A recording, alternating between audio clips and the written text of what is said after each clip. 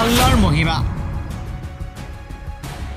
খাবলৈ লোৱা কণীৰ ভিতৰত আল্লাহৰ নাম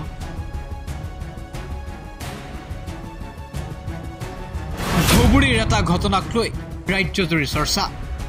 পিছে এয়া সত্যনে ঘটনাৰ স্থান ধুবুৰীৰ ছাগলচৰা হাফিজুৰ আলীৰ ঘৰত দেখা গ'ল অদ্ভুত দৃশ্য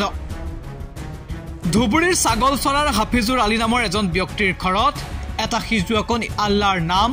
লিখা বুলি দাবী কৰা হ'ল লগে লগে ৰাজ্যজুৰি ব্যাপক চৰ্চা আৰম্ভ হ'ল ভাইৰেল হৈ পৰিল বিশেষ ভিডিঅ' ধুবুৰীৰ ছাগলচৰা হাফিজুৰ আলীৰ ঘৰত থকা কণীটো চাবৰ বাবে ভিৰ কৰিলে বহু লোকে লগে লগে প্ৰশ্ন উঠিল এয়া সঁচা নে মিছা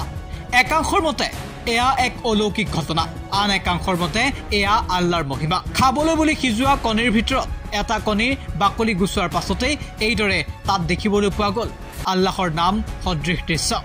লগে লগে আল্লাহৰ মহিমা বুলি একাংশই দাবী কৰিলে আৰু সামাজিক মাধ্যম সংবাদ মাধ্যমত চৰ্চা লাভ কৰিলে একাংশই আল্লাহৰ মহিমা বুলি কোৱাৰ বিপৰীতে একাংশই অন্ধবিশ্বাস বুলিও দাবী কৰিলে পিছে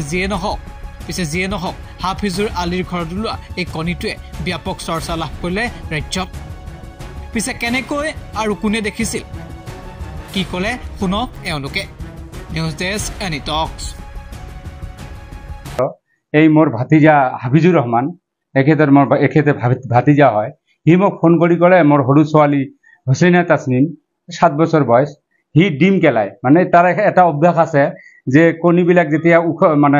উতলি উঠাব তেতিয়া কি হ'ব এই কণীবিলাক সি মানে চিলায় সেইকাৰণে সি গম পাইছে যে এনেকুৱা সি মা লগত আছিল যে 5টা ডিমৰ ভিতৰত এটাত আল্লাহু এই এনেকৈ চিঞৰ বাখৰ কৰিলে তাৰপিছত আমাক ফোন কৰিলে আমি আহি নিজে সচক্ষে দেখিলো পানীত এনেকৈ মিলাই দেখিলো যে সঁচাকৈ এইটো আল্লাহৰ মহিমা এইটো কুদৰতৰ পৰা আহিছে এইটোৱে আমাৰ বিশ্বাস যে আমাৰ ঘৰত কণীৰ ভিতৰত আল্লাহ ওলাইছে মই কৈলো যে কেনেকৈ ওলাইছে তাৰপৰা সৰু ছোৱালীটো মানে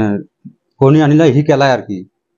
কয় এটা 5টা আনিছে এটাত আল্লাহ ওলাইছে মানে মই লগে লগে ঘৰত আহিলো দেখিলো তো হয় 8টা বজাত হৈছিল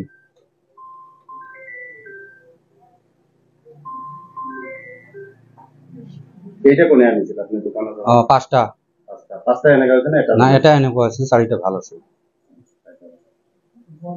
হ্যাঁ চেক কৰিছো অলপ ঘষা-ঘষি কৰিছো কিন্তু উঠে না আৰ আপনাৰ নামটো কব আৰ আপনাৰ ঘৰটো কব মোৰ নাম মোহাম্মদ হাফিজুৰ ৰহমান মোৰ ঘৰ মতিচৰ ছাগলচৰা পাৰ্ট 1 এই যে ফুলবাৰী ব্ৰিজ যে হৈছে তাৰ ওচৰতে